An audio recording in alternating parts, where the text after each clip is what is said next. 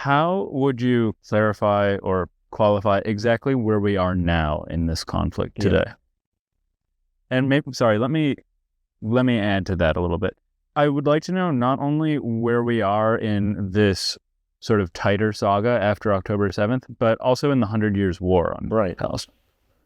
You're asking somebody who, I'm a historian. I see myself as a historian. You're asking somebody who's about where we are in the middle of a war which looks like it's expanding right now. It may or may not expand. I hope it doesn't, but it looks like it's expanding right now. How the hell am I supposed to say where we are when we could be in a completely different place tomorrow? We could be in a war in which the oil fields of the Gulf are ablaze tomorrow. We could be in a war where the United States is fighting Iran tomorrow.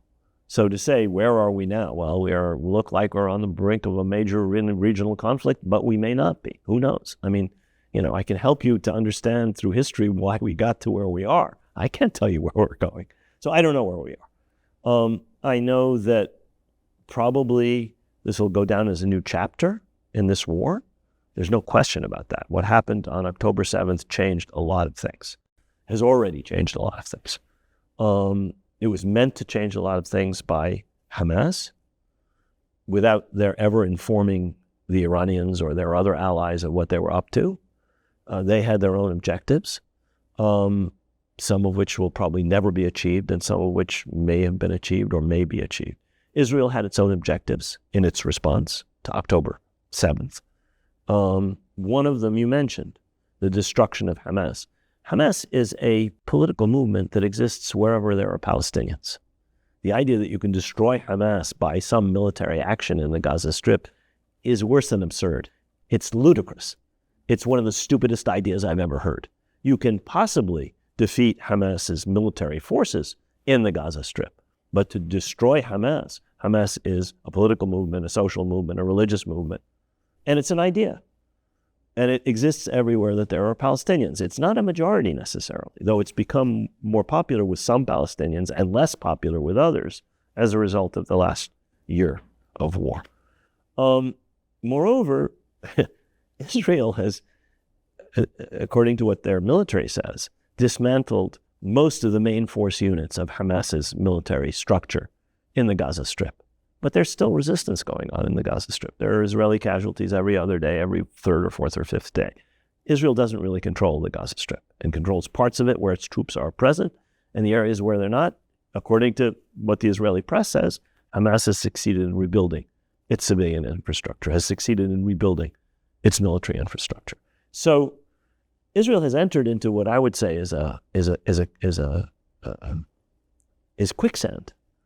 It's a trap. In fact, they've destroyed Hamas's main militant, all the so-called battalions and brigades. They're gone.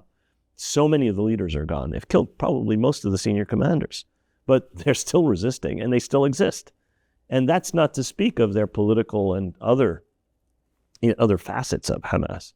So finally, I would go to something that Henry Kissinger said. If an unconventional force can avoid complete defeat, it wins. If a conventional army doesn't achieve an absolute victory, it loses. And so the Israeli military has entered into a situation where ultimately they can't really win, even in military terms, as long as resistance continues. And so far it seems to be continuing. And we see in South Lebanon, they've been bombing the living daylights out of Lebanon for days and days and days. And the Israeli army is trying to enter South Lebanon, and they're suffering a lot of casualties. So I would say the idea of destroying Hamas or destroying Hezbollah is a fantasy. Even defeating them militarily, it's not an easy proposition for a conventional army fighting an unconventional foe. Hamas fought a semi-conventional war for a bit, and as soon as they were defeated in that, they went back to guerrilla warfare. And that's what's happening today in South Lebanon. So I would say that I wouldn't be able to predict where we're going. I don't know, but where it looks like on today, what is today, the 3rd of October, I would say things look really grim for Palestinians and the Gaza Strip. I think they face a miserable future for years to come. I would say the situation of Lebanon is awful and probably going to get worse. And I think the region, I don't know where it's going to go. We could be facing a much more serious regional conflict. We already are in one. Ever since Israel started attacking Tehran and killing Palestinian leaders here and Lebanese leaders there, we went to another level of conflict. And Iran has been responding with these rockets fired on two major occasions now from Iran, not by proxies, not from Iranian militias or the Ansar Allah, the so-called Houthis in Yemen, or Hezbollah, but directly from Iran. We're in a new phase. Where it goes, I don't know.